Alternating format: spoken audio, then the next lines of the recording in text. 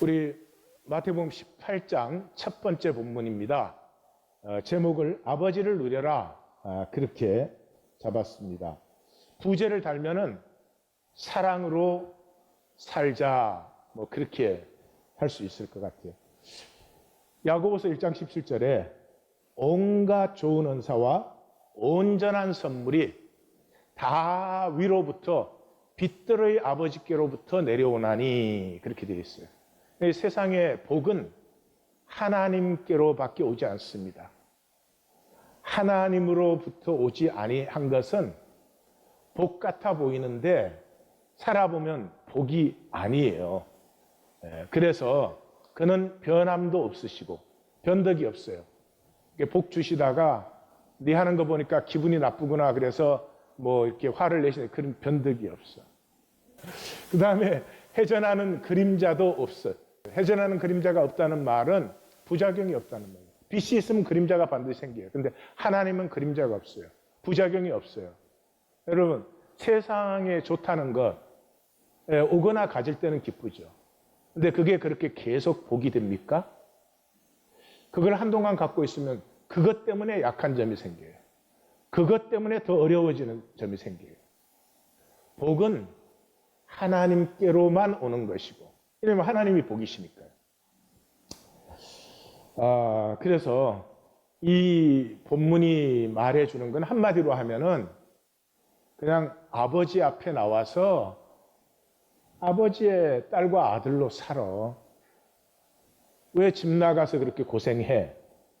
그게 이제 18장 1절에 10절까지예요. 마태복음을 이제 만나시려면 마태복음에는 플레이트가 있어요. 우리 지구는 가운데는 이 마그마예요. 펄펄 끓는 이 쇳덩어리 바다예요. 그 위에 대륙판 위에는 육지가 있고 대양판 위에는 바다가 있고 그래요. 그래서 이게 항상 움직이고 있죠. 그래서 이제 지진도 일어나고 무슨 또 처음 듣는 소리 듣는 것처럼 그렇게 그래요. 그래서 이 삶을 이루는 큰 플레이트가 있는데 마태복음이 그 플레이트를 가지고 얘기하고 있어요. 왜냐하면 마태는 세리니까 세리는 저희가 거두는 세금을 로마와 정산하지 않아요? 그러니까 그 제국의 삶에 상당히 이렇게 민감했던 사람인 것 같아요. 그래서 마태복음은 한마디로 이 제국판 속에 이 로마 제국이 그때는 얼마나 거대하게 보이겠어요. 지중해 전 세계를 다 정복했으니까. 그러니까 그 거대한 제국판 속에 실개울로 흐르는 하나님의 섭리. 그래서 딱 시작하자마자 아브라함과 다윗의 자손 예수 그리스도의 계보라. 아브라함은 하나님의 약속의 시작이죠. 하나님의 구원의 섭리가 시작되는 점이 아브라함이죠. 다윗은 그 약속의 클라이막스죠. 다윗의 나라를 영원케 하겠다 그랬으니까.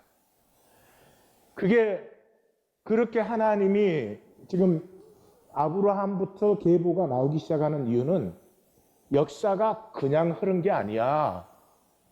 그 많은 세대들이 그냥 세월 따라 지나간 게 아니라 하나님은 정교하고 정밀하게 자신의 뜻을 이루어 가고 있어. 그래서 보이지는 않지만 결코 패하지 않는 하나님의 섭리. 그래서 계보가 나오고 그렇게 가꾼 섭리 속에서 예수 그리스도가 탄생한 것이야. 그것을 얘기하는 거죠. 그러면서 하는 말이 이 제국판은 참 잔혹한 판이라는 거죠. 이 동방박사는 구하고 찾고 두드린 사람들의 모델이죠. 그 수말리 이역 땅에서 기다리다가 그 별빛 하나를 따라오는 그 구하고 찾고 두드림의 사람들 앞에 제국은 2살 아래 모든 아이를 살육하는 그 참혹함으로 이것을 막고 있는 것입니다.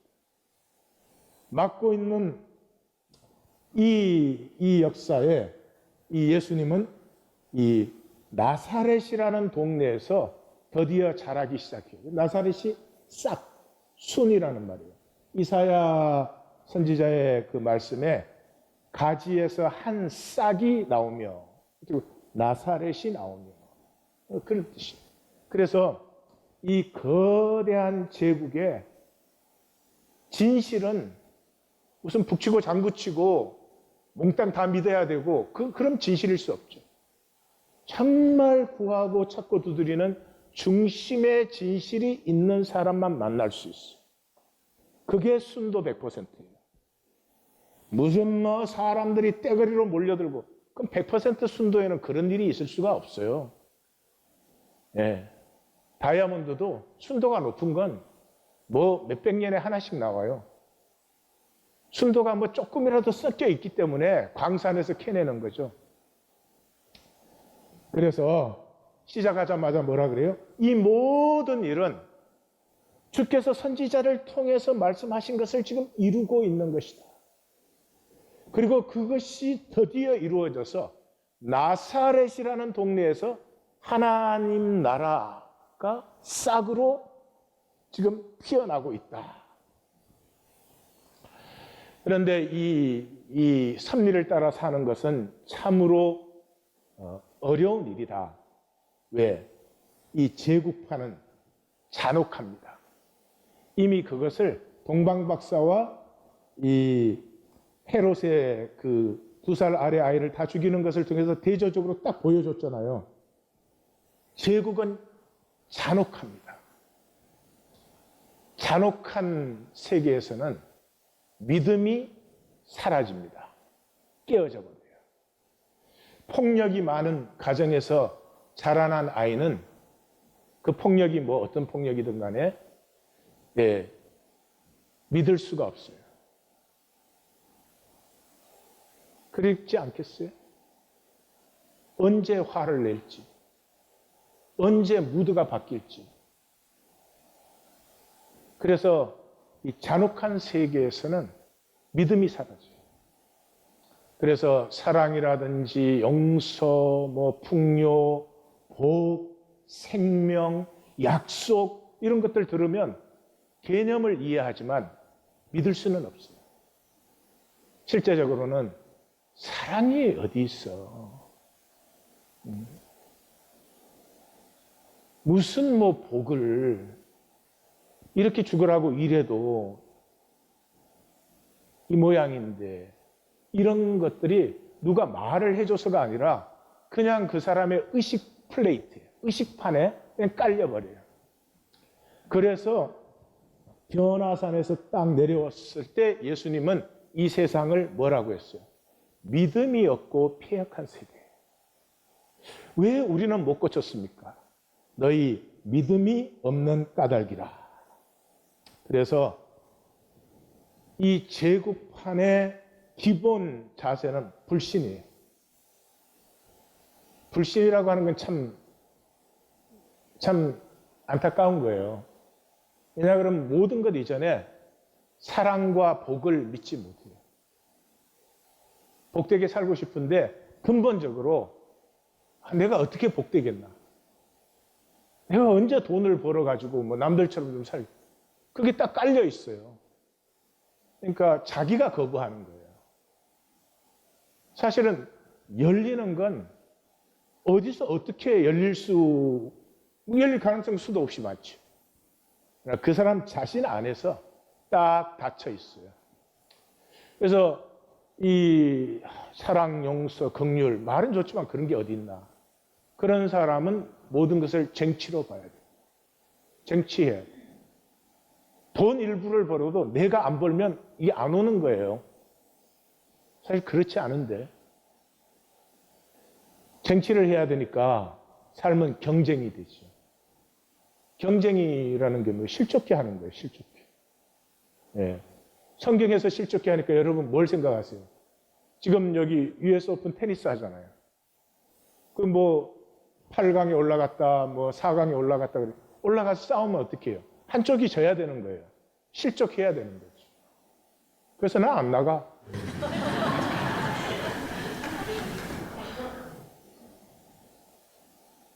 옆에 얘기해 주세요. 누가 오라 그러나? 실족해 해야 돼.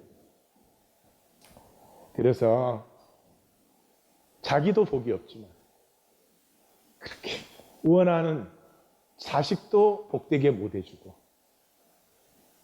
내게 다가오는 그 수많은 이웃들을 복되게 못 해줘요. 우리 중심은 그렇지 않아요. 복되게 해주고 싶어. 나 때문에 행복할 때 최고로 행복한 거거든요. 근데 그게 안 된다 이 말이죠. 그 제국판 속에서 하나님의 생명판은 어떻게 나타나고 있나? 이게 마태가 복음서를 적는 중심이에요. 지금 우리는 이제 곧 그걸 만나게 돼요.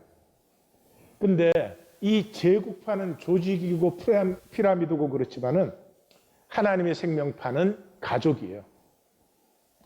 가족은 저 한자고 중국 사람들이 쓰는 말. 중국 사람들도 요즘은 가족이라는 말을 안 쓰고 가인이라고 그렇게 써요. 가인이라고. 우리 한국 사람들은 식구라는 말을 많이 썼습니다. 요즘은 식구라는 말을 별로 안 쓰는 것 같아요. 식구라는 말이 참 좋은 말인데 같이 먹는다 이런 말이에요. 네. 그래서 그 예수님의 12제자 리스트가 성경에서 4번 나오거든요. 근데 사람들이 그 순서가 뭐 다 다르다 뭐 이래요. 아니 읽을 줄 몰라서 그래요. 순서 똑같아요. 첫 번째, 5번째, 9번째 제자 이름은 똑같아요. 4기록이 전부. 베드로, 빌립, 야고보, 알페오의 아들 야고보. 그 말은 뭐예요? 2-3 사람이 모이는 우리로 말하면 스몰 그룹들이 얽혀서 또 더 큰 교회가 되어요. 교회가 교회되고 세포가 세포되고 그러는 거죠. 그래서 복음서는 전부 그래요. 마태복음은 뭘로 시작해요? 보라 처녀가 잉태하여 아들을 낳을 것이요 그 이름을 임마누엘이라 할까. 임마누엘이 뭐예요? 하나님이 우리와 함께 하신다. 우리 문제는 함께 할 줄 모르는 거 아니에요. 부부가 되어도 함께 할 줄을 모르죠. 자식을 낳아서 그렇게 사랑을 해도 자식과 함께 할 줄 모르죠. 가슴 아픈 일이에요. 아이가 무엇을 힘들어하는지, 아이를 어떻게 길러줘야 저 아이가 복되게 사는지 그걸 우리가 몰라요.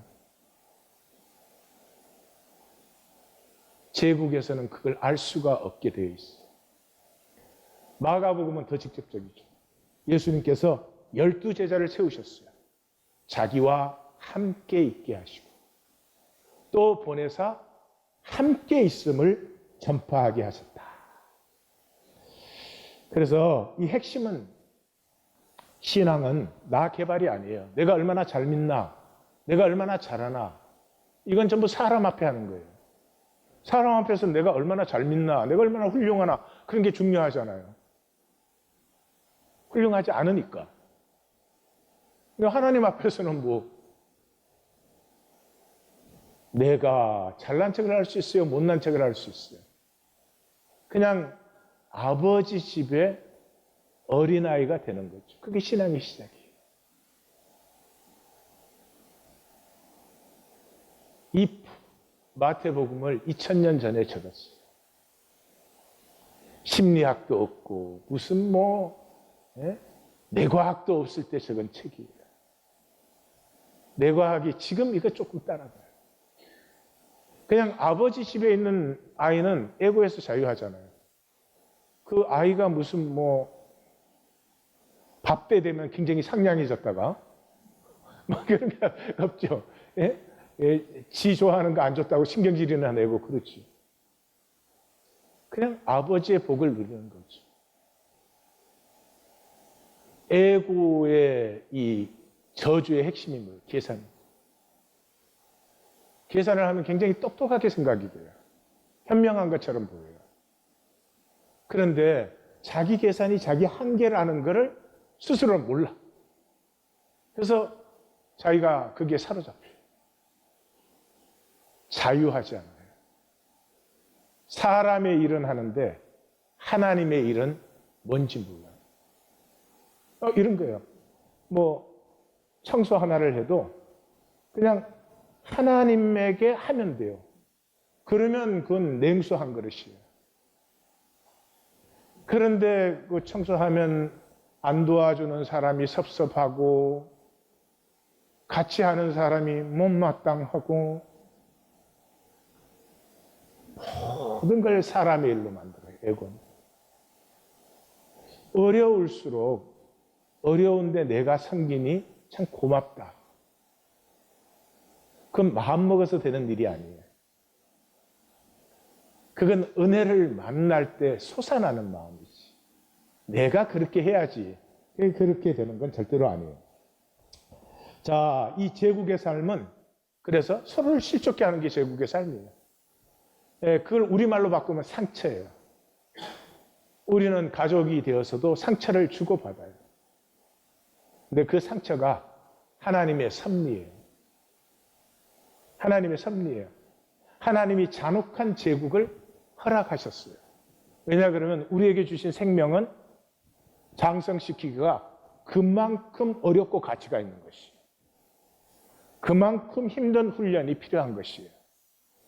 양을 이리 가운데로 보내는 것 같은 훈련이 필요한 거죠. 그래서 문제는 상처가 아니에요. 그 상처를 대하는 나 자신이에요. 상처를 받게 되면은 문제는 열등감이 생겨요. 열등감이 생겨요. 상처를 받으면 열등감이 생겨요.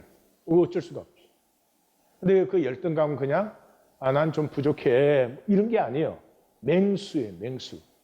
우는 사자예요. 막 뭘 좀 잘못하면은 막 자기를 깎아내려요. 하면은 뭐 그거밖에 안 되지 또 그렇게 했니 막 이러죠. 그럴수록 겉으로는 안 그런 척도 해야 되죠. 진정한 자신을 못 열어요. 자신을 보여주기를 거부해요. 그리고 멋지고 완벽한 모습만 보여주려고 몸부림을 칩니다. 자기가 자기를 버리는 거죠. 모든 것과 거리를 두어요. 가까이 오면 불안해요. 심지어 부부 사이조차도 가까이 오면 불안해져.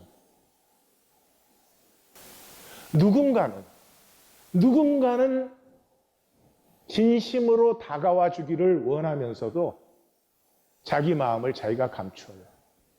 그리고 착해요. 왜요? 현상의 나 바뀝니다. 현상의 나.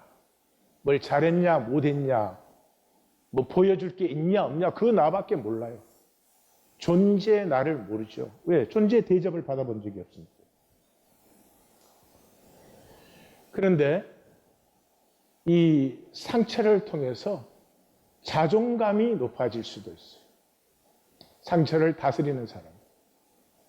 그 자존감이 높아지는 상태가 어린아이와 같은 것이에요. 어린아이는 그냥 있는 그대로 나를 살고 누리잖아요. 그냥 아이는 자기 자신이잖아요. 아이가 완벽하려고 해요? 울고 싶은데 딱 참고 근엄한 표정 짓고 이런 거 없지요. 예. 그냥 현재 나로 당당할 뿐이에요. 뗐을 때는 뗐어요.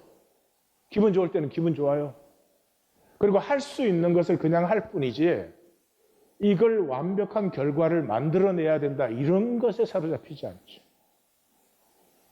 존재를 사는 거예요. 존재를. 왜냐 그러면 초월적 나를 알아요. 이 단어가 이렇지만은 아이는 자기가 하는 게 뭐 잘하고 못하고 그런 게 상관없이 엄마 아빠는 가족은 나를 받아준다는 걸 알아요. 그러니까 내가 나타내는 것 이상의 나를 그냥 믿어요. 그렇게 아는 거죠. 그래서 상처는 열등감을 받을 수밖에 없는 현상 속에서 자존감을 피워내는 하나님의 섭리예요. 초월이 일어나게 하는 하나님의 섭리예요. 그래서 이 상처에 속은 사람은, 현상뿐인 사람은 상처라고 하는 건 뭐 백해무익한 것이죠. 속으면 상처가 없어야 될 것이에요. 없어야 돼요. 근데 없앨 수 없잖아요. 그러니까 네 탓, 내 탓, 내 잘못, 나이가 들어서까지도 부모 잘못 이러고 있는 거죠. 그렇게 되면은 이 사람은 힘기르기밖에 몰라요. 힘기르기밖에. 자라날 때 어른은 엄마와 아빠는 상처를 주고도 정당하잖아요. 그렇잖아요. 부모는 자식에게 상처를 주고도 정당하잖아요. 사랑하니까. 아이를 위해서 모든 걸 희생하니까. 아이는 희생해달라는 적이 없어. 그러니까 이 아이는 자라나면서 어떻게 돼요? 상처는 힘의 문제지. 힘만 있으면 상처를 주고도 정당한 것이고, 힘이 없으면 상처를 받고도 잘못된 것이고. 이렇게 되면 이 상처에 눌리기 시작하면 이 사람은 상상으로 상처를 자원함으로 모든 곳에서 무시로 받아요. 때를 얻든지 못 얻든지. 예. 그래서 뭐 표정, 말투, 제스처 이런 게 그냥 다 상처. 예민해. 섬세하고 민감한 건 좋은 거예요. 근데 예민은 안 돼. 예. 그게 이제 제국 그렇게 섭리가 그렇게 흐르고 있다는 거예요. 그런데 그렇게 상처에 쏟지 않으려면 들리는 거예요. 들린다는 말은 현상 속에 지금 뭔가가 일어나고 있잖아요. 그렇지만 그 일어나는 상황도 내가 아니고 그 상황에 반응하는 나도 내가 아니고 진정한 나는 그 상황에서 들려서 상황과 상황에 내가 어떻게 반응하는지를 보면서 내 반응을 선택하는 것이 진정한 나죠. 그래서 마르쿠스 아우렐리우스의 그 명상록에 보면은 그런 말이 있어요. 새의 관점을 가져라. 그러니까 들리는 게 어려운 사람은 새의 관점이라도 가지시면 좋을 것 같아요. 어려운 일이 일어날 때 새가 돼서 높은 하늘에서 자기를 바라보는 거예요. 높은 하늘에서 자기를 바라보면은 그 세계 속에는 이런 일도 있고 저런 일도 있고 그래요. 근데 그 전체를 못 보면 막 어려운 일이 일어났을 때는 자기에게 자기가 늪이 되는 거죠. 그래서 맨날 거울아 거울아 그래요. 백설공주 계모가 거울아 거울아 하는 이유가 뭐예요? 나보다 우월한 사람이 있을까 봐. 그게 열등감이에요. 내가 잘나야 돼. 다른 사람이 잘나면 안 돼. 그래서 우월감과 열등감은 전 동전의 양면이죠. 이게 뭐 저주 중에 저주예요. 여기에 사로잡혀 있으면 저주예요. 왜냐 그러면 그냥 나는 용납이 안 돼요. 그런데 행복은 그냥 나일 때만 행복할 수 있어요. 그냥 나가 용납이 안 되는 사람. 뭔가를 잘해야 되고 뭔가를 성공해야 되고 뭔가를 이루어야만 그 사람은 결코 행복하지 않아요. 그 결과가 왔을 때 잠깐의 만족은 있을 수 있지만 절대로 행복을 몰라요. 행복하지 않은 사람은 생명의 기력을 빼앗긴 사람이에요. 억지로 살아갑니다. 삶을 만드는 게 너무나 지쳐 있어요. 그래서 마태는 구원은 그냥 나됨으로 안식하는 거예요. 아버지를 알고 아버지 집에 그냥 어린아이가 되는 거예요. 이걸 설명하는 내가 오늘은 참 답답합니다. 하나님이 나를 창조하셨고 하나님이 하나님의 생명을 나에게 주셨거든요. 그리고 하나님은 자기의 생명이 내가 누리는 나의 유업으로 피어나게 하려고 이런 세상의 훈련장에 나를 보내신 거거든요. 그런데 그 하나님 주신 생명에는 병이 있어요, 없어요? 있어요, 없어요? 없죠? 가난이 있어요, 없어요? 메마름이 있어요, 없어요? 미움, 정죄, 판단 없죠? 사랑, 용서에 풍성하죠? 그래서 겨자씨만한 믿음만 있어도 산도 옮긴다는 말이 그 믿음을 잘못 생각하시면 안 돼요. 내가 하나님의 생명을 가진 하나님으로부터 난 하나님의 자녀 유업자라는 것을 겨자씨만큼만 알아도 병이니 가난이니 삶의 어려움이니 이건 다 현상이 주는 거짓이에요.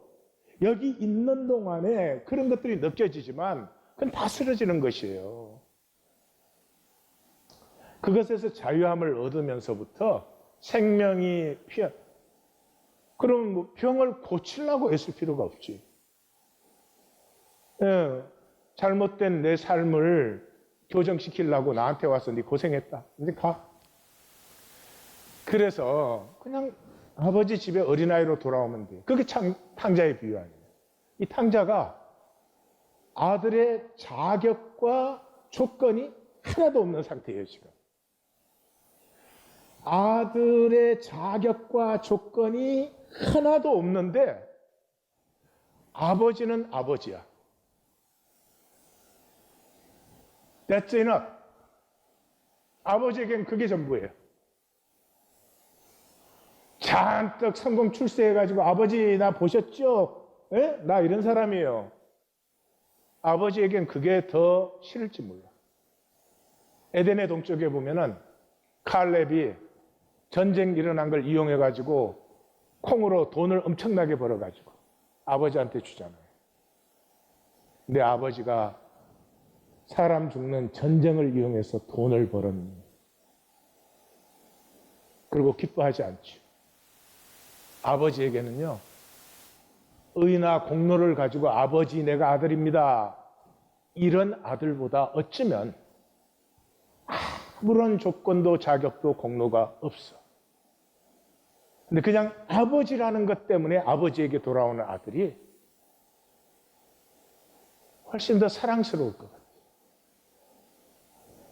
그래서 가장 좋은 옷을 입히고 가락지를 끼우고 살찐 송아지를 잡아서 잔치를 벌이는 거죠. 제국은 하나님을 알 수도 만날 수도 느낄 수도 없어요. 왜냐 그러면 제국에는 무조건성이 없습니다. 아버지는 무조건적. 무슨 조건이 있어 아버지예요? 네, 무조건이죠. 그게 존재죠. 이 무조건성의 관계를 가지고 있다는 거죠. 어마어마한 영혼의 능력이에요. 종교 생활에 없어요. 아버지를 살아봐야 아는 거잖아요. 그래서 나됨이 회복된다고 하는 것은 하나님이 나를 이 땅에 보내셨어요. 이 짧은 시간과 공간 안에서 하나님의 생명을 내 안에 피워서 날 보고 누리라고. 그 아버지를 아는 것이죠. 이때 세상이 출세하고 성공하고 뭐 남보다 잘나지고 이런 것으로 알았던 세상이 무한 신비예요. 무한 신비, 무한 사랑이에요. 얼마나 사랑할 수 있는데 나 왜 이렇게 살았을까?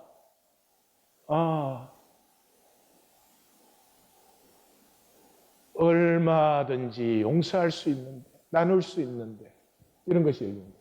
그래서 성경의 특징이 가정 용어예요. 가정 용어. 성경은 가정 얘기잖아요. 일단 창조 끝나고 타락 끝나고 나서 뭐예요? 노아의 가정 얘기, 그 다음에 아브라함의 가정 얘기, 이삭의 가정 얘기, 야곱의 가정 얘기, 모세의 가정 얘기, 그 다음에 사무엘의 가정 얘기, 다윗의 가정 얘기. 구조 멋있게 만들어서 사람이 아름다워지지 않아요. 사람을 아름답게 하는 것은 이 무조건적 관계인 이 가족 관계에서. 그래서 아버지와의 가족 관계로 회복되지 않는 한은 우리 안에 있는 하나님의 생명의 이 복과 신비는 회복할 길이 없어요. 그래서 용어 자체도 전부 가족 용어예요. 부모, 자녀, 형제, 자매 뭐 그렇잖아요. 신탁 중에 최고의 신탁이 나단의 신탁이죠. 다윗의 나라, 메시아의 나라를 영원케 한다. 그게 나라라고 하지 않고 뭐라고 해요? 집이라고 하죠. 여호와가 너를 위하여 집을, 너는 내 이름을 위하여 집을. 베이아스 그런 단어입니다.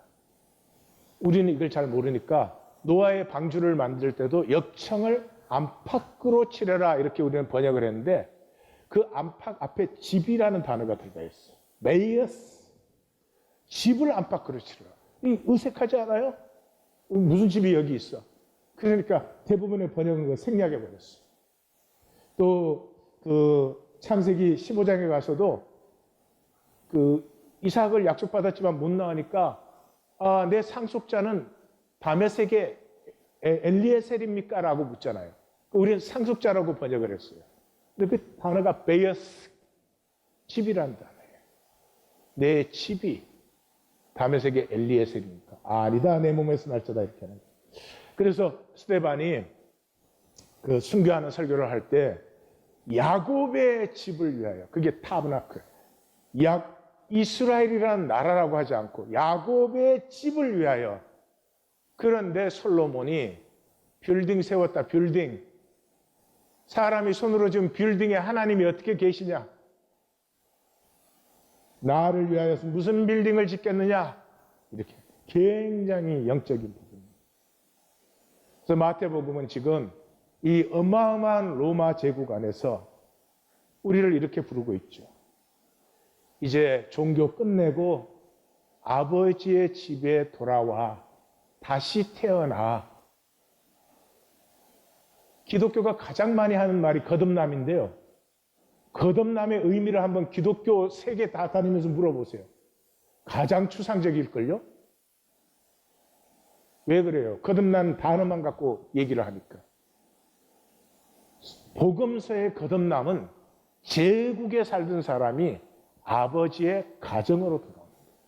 제국과 가정은 삶의 자세, 의식, 모든 것이 다 달라져 버리는 거죠. 그래서 진실로 내게 이르노니 사람이 거듭나지 않아요. 나오 아노센, 다시 태어나면, 하늘로 나지 아니하면, 하늘의 가족으로 나지 아니하면, 그러면 하나님 나라를 볼 수가 없다. 종교적 신앙은 절망의 신앙이에요. 종교적 신앙을 가진 사람은 부정적이에요. 그럴 수밖에 없어요.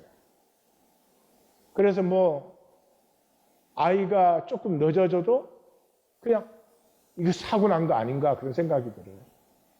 그냥 그게 좋고 나쁘고가 아니에요. 그냥 그렇게 되는 거죠. 아이가 오늘은 좀 좋은 일이 있어서 행복한 시간을 보내는가 보다. 그렇게 안 돼요. 아버지 안에 있으면 그걸 믿음이라고 해요. 설마 어려운 일이 일어났어도 그것을 통해서 복이 안 되면 일어났을 일이 없으니까. 그래서 복을 끌어당기는 사람입니다. 자꾸 부정적으로 생각하고 안 될 거라고 생각하고 또 안 될까 봐 걱정돼서 기도하고 그래서 더 안 되게 하고 안 된 걸 또 확인하고. 욥에 보면 욥의 친구들이 그래요. 야, 생각해봐. 죄 없이 망한 자가 있어? 정직한 자가 끊어지는 게 어디 있어? 너 죄 있으니까 그래. 그 인과응보예요. 인과응보. 네가 그렇게 된 거는 죄가 있기 때문이라는 거야. 그럼 하나님 뭐 하시는 분이야? 그 다음에 하나님은 하늘보다 높다? 서울보다 깊다? 네가 뭘 하겠느냐? 하나님과 우리는 그냥 딱 단절되어 있어. 아무것도 할 수 없어. 왜 하나님을 믿어? 엘리후는 종교인 중에 최고의 사람이에요. 그런데 전능자를 우리가 찾을 수 없다. 그는 무한히 크시고 그의 공의는 무한하지 않느냐? 종교의 최고봉이 하나님의 초월성과 신성 때문에 우리는 단절되어 있다는 거예요. 이건 다 세상 종교예요. 성경은 아니에요. 성경의 산신앙은 내가 아무것도 모르는 어린아이지만 아버지 집에 하나님은 아버지고 나는 어린아이야. 그래서 뭐라 그래요? 참으로 나는 전능자에게 말하면 하나님과 변론해 봐야 되겠다. 죄가 있어서 이렇든 뭐가 잘못해서 이렇든 나는 하나님하고 얘기해야 되겠어. 나는 알아야 되겠어. 성경은 이 산신앙을 말해줘요. 개념이 아닙니다. 그 창세기 18장에 하나님이 그 롯이 있는 소돔과 고모라를 심판하신다 그러니까 아브라함이 막아서 가지고 의인 50명 있어도 멸망시킬 겁니까? 45명, 10명 있어도. 하나님에게 따지고 드는 거죠. 내 마음에는 그것이 있으니까. 그렇게 하시고도 하나님이 하나님이라고 할 수 있습니까? 야곱을 보세요. 창세기 32장에. 가서 사기치고 술수 써가지고 외삼촌 거 한번 꽉 잡았지. 그게 단숨에 날아가 버렸죠. 에서가 그 당시 400명이면 어마어마한 군대입니다. 단숨에 날아가 버렸지. 그러면 종교적 신앙 가진 사람은 고개도 못 들어요. 내가 사기칠 때 내가 알아봤다. 스스로 정죄해. 누가 하는 게 아니에요. 근데 야곱이 뭐라 그래요? 당신 나를 축복하지 아니하면 난 당신 못 놓습니다. 지금 보세요. 내가 얼마나 애써갖고 모은 건데 빈털털이 됐잖아요. 그러니까 축복 안 하시면 나는 못 놓습니다. 이게 아버지와 아들 관계죠. 하나님이 우리를 창조하시고 우리와 자신의 관계를 어떻게 이상 더 설명할 수가 있겠어요? 그래서 욥이 자신을 의인으로 여김으로 새 친구가 기절했더라. 그 말이에요. 이 욥의 어린아이 같은 신앙을 모르는 거예요. 잘했든 못했든 난 아버지 만나서 아버지한테 얘기 들어야지 너네 얘기 난 듣고 싶지 않아. 내가 확실히 아는 거 하나 있어. 이 모든 일을 지나서 내가 순금같이 될 거야. 그게 없다면 하나님 아니지? 이런 것이 있기 때문에 만나서 말을 하고 싶은 거죠. 본문은 한마디로 아버지의 집에 돌아오라. 어디서? 제국에서.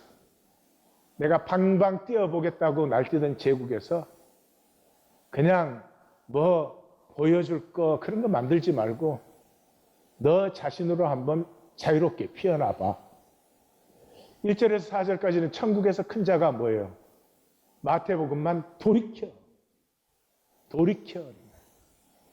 제국판에 살던 삶이 하나님의 집이라는 새로운 판으로 돌이켜.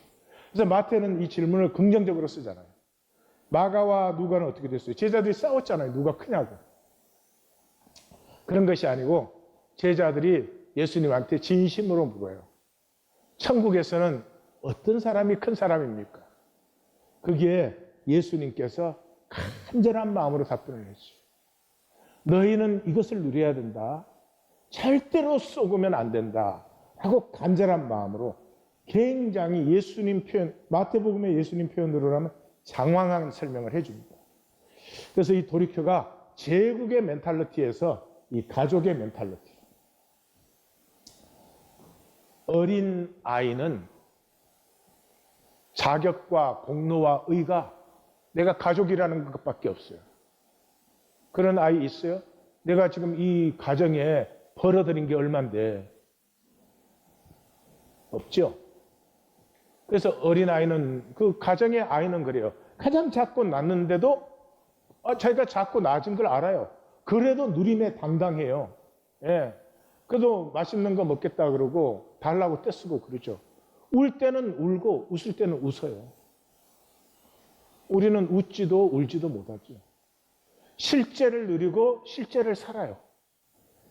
저는 항상 그 애들하고 이제 얘기하다가 보면은 애들이 이제 또 주로 딸아이들이 아빠한테 불만이 많아요. 우리 한국 아빠들은 아빠가 어떻게 되는지를 모르니까 일단 나부터. 이 아빠에 대해서 불만이 많아. 이제 슬슬 맞장구를 쳐주는 거야. 아유, 아빠가 잘못했구나. 아빠가 나쁜 거야. 막 그런 아빠랑 어떻게 같이 사니? 뭐 그렇게 하다가 제가 딱 그래요. 그러면 더 좋은 아빠로 바꿔줄게. 딱 그 순간에요. 애가 달라도 표정은 다 똑같아요. 그 표정이 뭐냐 그러면 이게 웬 또라이냐? 와, 아이들한테 그런 표정 보기 힘들어요. 너무 뜬금없는 거예요. 처음에는 내가 당황했는데 그게 반복적으로 보면서 아빠가 잘해주고 못하고 잘하고 못하고에 상관없어. 아빠는 아빠야. 실제고 절대예요. 잘해서 아빠가 아니고 뭐 못해서 아빠도 아니에요. 그냥 아빠는 아빠야. 그걸 바꾸는 생각을 하다니 이 목사가 미쳤구만. 완전히 그런 표정이에요. 실제 무엇보다도 잘못하면 화를 내요. 아이들은 화를 폭발시킨다는 말이 아니에요. 화를 표현해요. 아이가 화를 폭발시키는 과정은 기도 많이 하셔야 됩니다. 아이는 화를 표현할 수 있어야 돼요. 엄마 아빠 좀 제대로 해. 나 그거 원하지 않아. 내가 이렇게 원했잖아. 할 수 있어요. 이 모든 것을 한마디로 말하면 이게 무슨 말일까요? 이게 무슨 말일까요? 사랑이에요. 사랑. 아이는 가족을 사랑하기 때문에 잘하고 잘못함에도 자기로 담당하고 화가 나도 화가 난다고 표현할 수도 있고 사랑하기 때문에. 어른들은 화를 안 내죠. 꾹꾹 눌렀다가 폭발시키거나 암이 걸리거나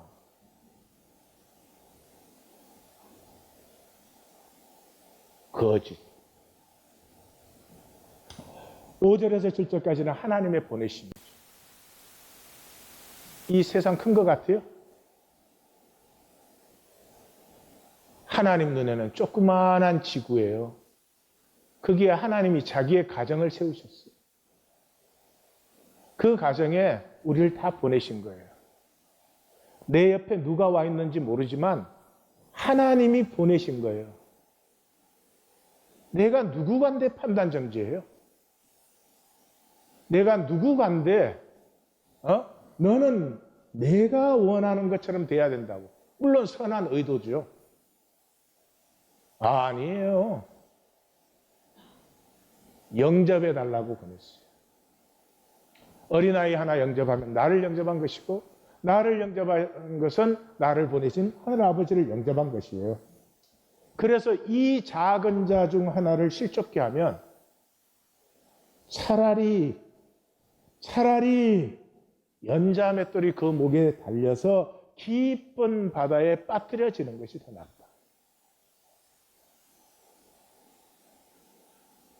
작은 자 하나를 배척하는 순간이 하나님의 모든 세계를 배척하는 순간이에요. 그럼 뭘로 살아요? 내 에고의 능력으로 살아요. 내 에고로 만든 세계가 나의 세계의 전부죠. 얼마나 힘들겠어요. 얼마나 불안하겠어요. 참 불쌍한 것이 가족의식을 상실한 것이죠.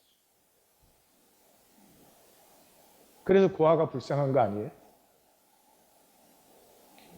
고아는 모든 것에서 단절 느낌을 갖고 있어요. 그래서 가족의식이 상실된 사람은 삶은 위선적이에요. 보이려고밖에 없어요. 하나님과 관계는 종교밖에 없어요. 진실을 가꾸지 못하기 때문에 관계가 없어요. 생명의 복은 순전함이에요. 순전할 수 있으면 아무것도 불안하고 염려하실 거 없어요. 총 100개 갖고 있는 사람이 강도를 지키는 게 아니에요. 순전한 마음이 강도를 지켜요.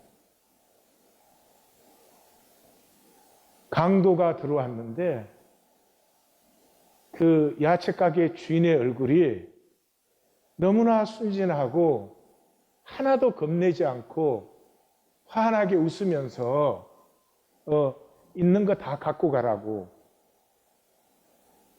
그러니까 강도가 미안해갖고 그냥 갔대.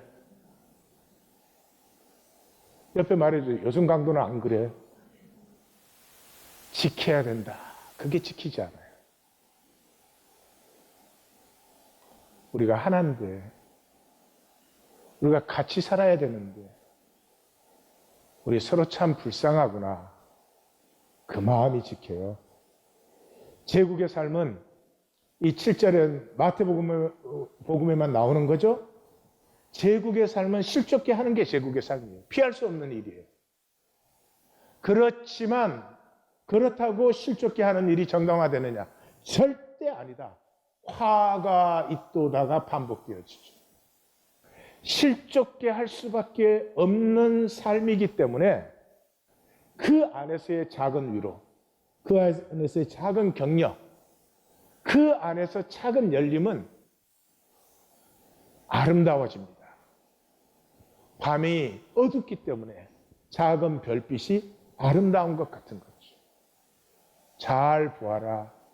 실족게 할 수밖에 없는 삶에서 작은 눈빛 하나, 작은 미소 하나, 작은 용납 하나, 그것이 얼마나 아름답게 빛나는지 너희는 쏘가서는 안 된다. 총 마감은 8절에서 10절은 예수님의 마음이죠. 결코 지옥을 살아서는 안 된다. 여기는 설명하고 이해하는 부분이 아닙니다. 가만히 한번 읽어보세요. 예수님을 모른다고 생각하시고 도대체 누군데 이런 말을 하시는 걸까? 한번 읽어보세요. 실족게 하느니 손, 발, 눈, 다리 다 찍어버리는 것이 낫다.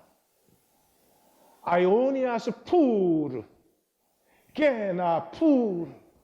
예수님이 이걸 반복을 해요. 이거 한 번 하기도 힘든 말이에요. 영원한 불, 지옥불. 거기에 들어가는 이것은 아버지를 죽이는 일이야.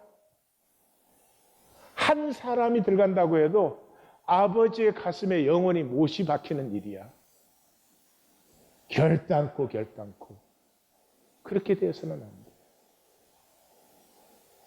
그냥 아버지 앞에 오면 되는데 작은 자 중에 하나도 없이 여기지 말라. 그 천사가 아버지의 얼굴을 항상 영광의 보좌에서 뵙고 있다. 아버지의 마음 기억하라는 거죠. 그 아버지의 마음이 어떤 마음이에요? 상한 갈대를 꺾지 아니하며 꺼져가는 등불을 끄지 아니하기를 심판하여 이길 때까지. 이 세상 역사가 끝날 때까지 하나님은 한 작은 상한 갈대 이 꺾일까 봐 지키고 계셔. 이 가냘픈 등불이 꺼질까 봐 그것을 지키고 계셔. 아버지의 집에 돌아와야 돼. 자녀로서의 회복은 허무에서 존재가 되는 것이. 종신토록 땀 흘려 수고하였어도 가시덤불과 엉겅퀴를 거두는 이 제국의 삶. 나는 이런 사람이야. 나는 이런 것을 이루었어. 그다 죽을 때 없어지는 거잖아요. 그게 아니고 하나님이 주신 그 영원한 생명, 존재를 표현하는 거예요. 그래서 이 제국과 땅과 하늘의 차이, 제국과 이 하나님 가족의 차이는 정말 하늘과 땅의 차이예요. 정말 하늘과 땅의 차이예요. 비교가 안 돼요. 예수님이 이미 말씀하셨죠, 마태복음에서는. 이 땅의 사람 중에 세례 요한보다 큰 자가 없어. 근데 하늘에서는 지극히 작은 자라도 저보다 크다. 비교가 안 돼요. 우리는 여기를 들어가고 있습니다. 15년을 찾았어요. 말씀이 회복돼야 되는데 도대체 뭐가 말씀이 회복되는 것인지. 아무것도 아닌 간단한 일이에요. 우리가 깨어만 있다. 그런 말을 이제 배우는 거죠. 이제까지 우리가 뭘로 살았어요? 제국의 오토파일럿. 눈만 뜨면 기계적으로 돌아갑니다. 우리는 그걸 산다고 생각합니다. 일주일 내내 바쁘게 살았어도 기억되는 것이 아무것도 없어요. 그 말은 생명된 것이 아무것도 없어요. 그 삶에서 이제 하나님과 관계에서 기억을 못 만들기를 하는 것이죠. 어떻게? 주어진 것에 리액트하던 삶에서 이제 프로액트. 말씀이 이렇게 말하시기 때문에 내가 행동하고 사는 거죠. 아주 작은 것부터. 내가 해야 되기 때문에 하는 것이 아니라 내가 선택한 것을. 아주 작은 것. 그런데 말씀을 몸으로 살면은 우리가 알지 못했던 세계가 열려요. 우리가 리액트해서 하는 것들은 끊임없이 잘했나 못했냐 제대로 했냐 뭐 이것에 시달려요. 그리고 항상 불안해요, 결과가. 그런데 말씀을 살아보시면 말씀을 살았다는 것 자체로 성공 실패와 상관없이 굉장히 뿌듯함을 느낍니다. 가치감을 느껴요. 실패해도 내가 그것을 살았다는 거예요. 말씀을 살고 선택한 것에는 우리의 그 하나님의 형상의 본성이 연결되어 있어서 그런 것 같아요. 이것이 자기 십자가를 지는 거예요. 복이에요. 손해봐라 뭐 그런 뜻이 아니에요. 자, 그 말씀을 이렇게 겨자씨만한 것을 살아본 다음에 나누셔야 돼요. 나누지 않으면 생각으로 또 끝나버립니다. 나누면서 조율이 되기 시작해요. 내가 말씀이니까 이렇게 살았다고 생각한 것인데 나누어 보면은 말씀과 내 행동 사이에 차이가 있는 걸 느껴요. 얼라인이 되기 시작해요. 굉장히 행복해요. 이게 뭐 돈 벌어서 이런 게 아니에요. 굉장히 행복해져요. 그 다음에 가속화돼요. 아무리 작은 것도 말씀을 살아보면 기쁨이 느껴지고 가치감이 느껴지기 때문에 하나 한 사람은 2개 하기가 쉬워져요. 2개 한 사람은 4개 하기가 쉬워져요. 이게 간단한 것 같죠? 아닙니다. 지금 말씀 살기 나눔을 보세요. 산 게 아니고 전부 리액트에 대한 것이 나와요. 왜? 계속 그렇게 살았으니까. 당연한 거죠. 리액트 하려고 했는데 말씀 때문에 브레이크가 이렇게 걸렸다. 뭐 그래서 생각을 바꿔서 그냥 생각했다. 뭐 이런 거예요. 네, 그것도 중요해요. 브레이크가 걸리는 게 중요해요. 거기서 머무르면 아무것도 아니에요. 아직까지 거기는 에고의 영역이니까. 살아보는 거죠. 이 살면서 코이노니아가 일어나요. 이게 살아보면 전에는 간단하게 생각하고 남이 못하면 판단 정지하던 게 쉬운 일이 아니다. 그렇게 간단하지 않아. 그래서 남이 잘 못하고 실수하거나 실패하면은 안타까운 마음이 생기기 시작해요. 안타까움. 이 안타까움이 생기기 시작했으면 큰 복입니다. 판이 달라진 거예요. 제국판에 있지 않고 아버지의 가족판으로 옮겨지기 시작한 증거예요. 그 안타까움이 피어나면 많은 것들이 따라와요. 기도가 따라오고, 기도하면 믿음이 따라오고, 그러면서 새로운 세계가 열리기 시작하죠. 16장부터 우리는 침노를 시작했는데 18장에서 활짝 열리기를 주님의 이름으로 축원합니다.